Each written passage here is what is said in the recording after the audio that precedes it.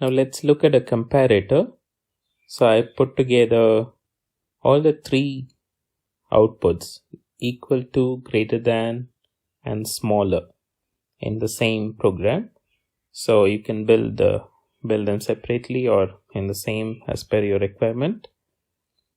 Right, so A and B are 4-bit each, and let's look at equal to. So the equal to expression is A XNOR B, right? So for each of the bit we need to do that, and all the bits have to be equal. So that is what I've done here. So A XNOR B, right? So this is bitwise XNOR. Each of the bits will be XNOR. So we can write it like this: A of 0 XNOR with B of 0 and A of 1 XNOR with B of 1 and so on, right? Up to A of 3 XNOR with B of 3. Now we can group all this and do a bitwise XNOR. So that is like this: A XNOR B, and we'll get a 4-bit output. So say for example we got 1 1 1 1.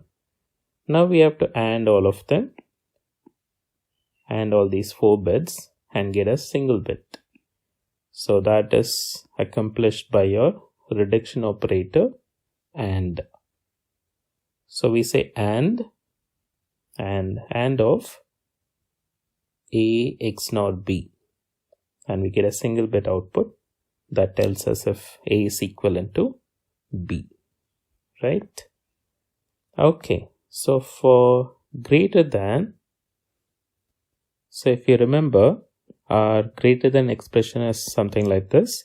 So first MSB bits we compare, and if A3 is bigger than B3, that is A3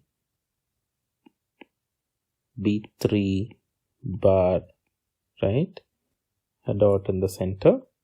So if A3 is 1 and B3 is 0, then A3 makes A greater, the rest of the bits doesn't matter. So but if this doesn't hold good, then we'll go for the next bit, and we have to assume if A3 and B3 are equal, then we look for the next bit. If this is not true and A3 is 0 and B3 is 1, then there is no need to look further because A3 is smaller than B3, so it won't be greater. So we look further only if this is true. If this is true, then we look for the next bit, A2, and if A2 is 1 and if B2 is 0, right? So the same expression is continued till we reach A0 dot B0 bar, right? So it's the same expression is written here: A3 and not of B3, or A3 XNOR B3 and A2 and not of B2, and so on till we reach all of them equal: A3 equal, A2 equal, A1 equal, except A0 is 1 and B0 is 0. So if this is the case, if any of these sections, right, if any of these sections are true, then your greater than will be true. Otherwise, greater than will be false. And for the last case, smaller, we check if greater than is true or if equal to is true, and if both of them are false, then we will assign smaller as true.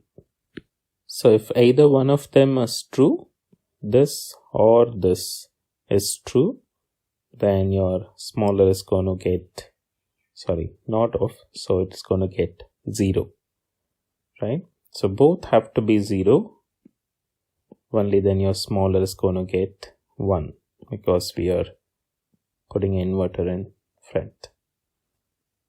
So yes, this is one way to write your comparator, but this is like touching your nose the roundabout way. We will see the next code, the simpler way to write your comparator. So this is a pretty tedious task to write like this. 2 reasons. One, we have to know the Boolean expression to write expressions like this. And other reason, it's not readable. You can't read it. If someone looks at this code, unless you title your module as comparator, they will not know head and tail of what the expression actually works out to. They'll have to take a paper and work it out and see that yes, okay, it is to find equal to or greater than or smaller than, right? So even if you can code and get things done, get the functionality correct, but there are efficient ways to code, right? So we'll see the next code.